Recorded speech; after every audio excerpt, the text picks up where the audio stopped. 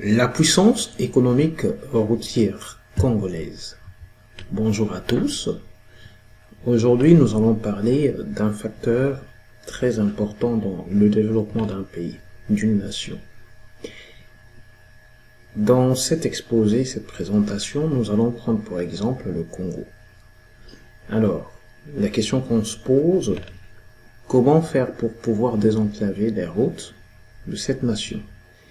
Alors, tous les éléments que nous allons exposer dans cette présentation peuvent facilement être applicables dans d'autres pays de l'Afrique, du monde entier.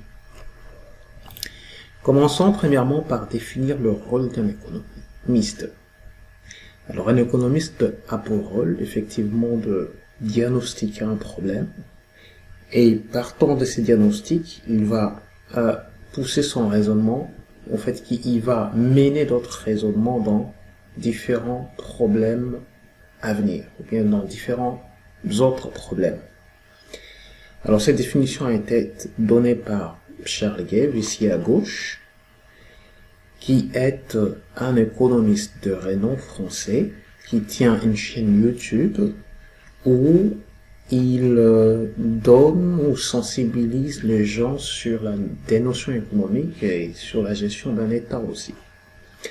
Alors, à notre droite, on a Milton Friedman, qui est un économiste américain de renom.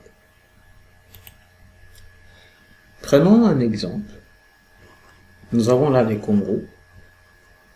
On le sait actuellement que le Congo a une superficie de plus de 2 millions de kilomètres carrés. Alors pour ce grand Congo, nous avons près de 153 000 kilomètres de route. On va dire quel genre de route? Alors sur ces 153 000 kilomètres, nous avons 3 000 kilomètres de routes qui sont asphaltées. Donc ça veut dire des routes couvertes. Sur plus de 2 millions de kilomètres carrés. Donc ça veut dire que le Congo a un sérieux problème sur les infrastructures routières. Donc ce qui pose un problème économique déjà. Parce que quand il faut ramener les produits d'un point A vers un point B, sinon du nord vers le sud, ou bien du sud vers l'est, ou bien de l'est vers le sud, ou bien de l'ouest vers... On ne pourra pas le faire normalement parce que les routes ne sont pas en bonne et due forme. Les routes ne sont pas de meilleure qualité. Alors les routes dans ces pays se présentent souvent sous cette forme. Donc là on remarque que les routes ne sont pas couvertes et qu'en période de pluie, on a ce genre de difficultés. Ça veut dire des voitures qui prennent, en fait, des camions ou bien des marchandises qui prennent beaucoup de temps pour arriver à destination, ce qui ralentit l'économie. Donc ce qui peut créer une récession en quelque sorte, on va dire une récession dans les termes généraux, on va dire en gros. Et si on prend par exemple un autre exemple, la France, on sait que la France, le Congo, on va dire dans sa superficie, fait 4 fois la France. Or, la France possède plus d'1 million de kilomètres de routes.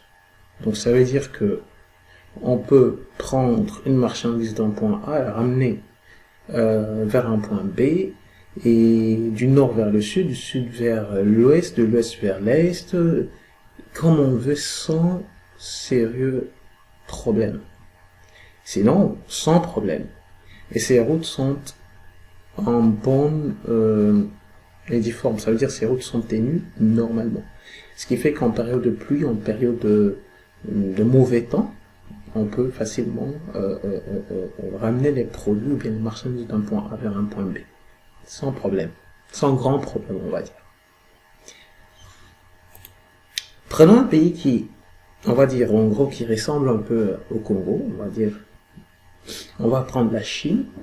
Alors la Chine, en elle seule, possède plus de 161 000 km de voies autoroutières. Alors, autoroutières. Là, on ne parle pas d'autres voies, on parle de voies autoroutières.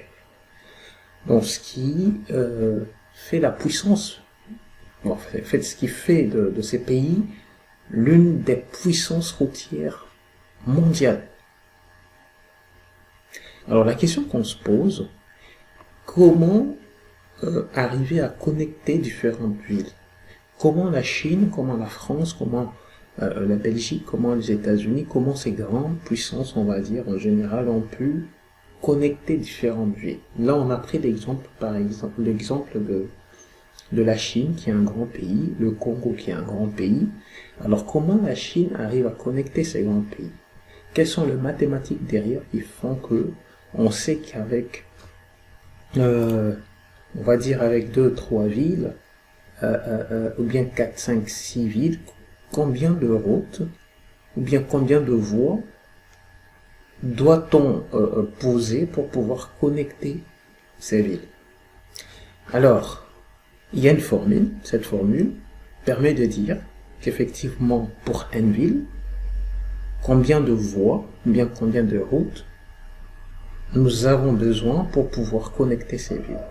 Alors, ces symboles, c'est tout simplement une somme. Ça veut dire pour une ville, si on prend par exemple un pays qui contient par exemple une ville, alors on aura besoin de sommer la quantité qui est là.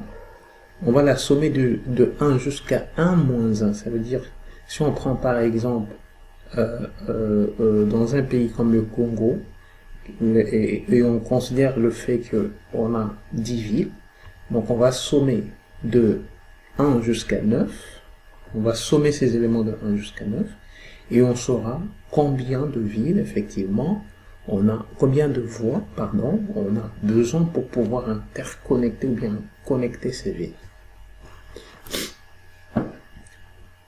Alors, explicitement, cette formule, ça veut dire le nombre de routes, mais le nombre de voies pour connecter une ville est donné par cette formule. Donc on a le produit de n-1 divisé par 2. Et si on prend l'exemple suivant, on considère un pays ou bien une zone qui contient 4 villes. Là on a Paris, on a Toulouse, on a Lyon et Marseille. Alors, combien de voies avons-nous besoin pour pouvoir connecter ces 4 villes? Alors, si on fait le calcul, on va prendre n égale 4, parce qu'on a combien? On a 4 villes. Donc, on va sommer de J, on va sommer de 1 jusqu'à 3, ça veut dire 4 moins 1, c'est 3. Et là, on n'a qu'à appliquer cette formule, donc on aura quoi? On aura 4 multiplié par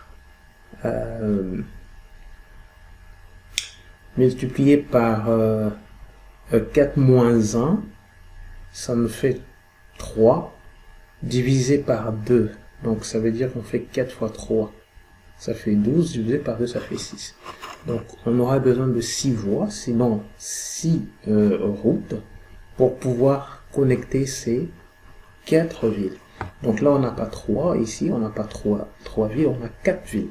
Effectivement, on a 4 villes, on a 1, 2, 3, 4.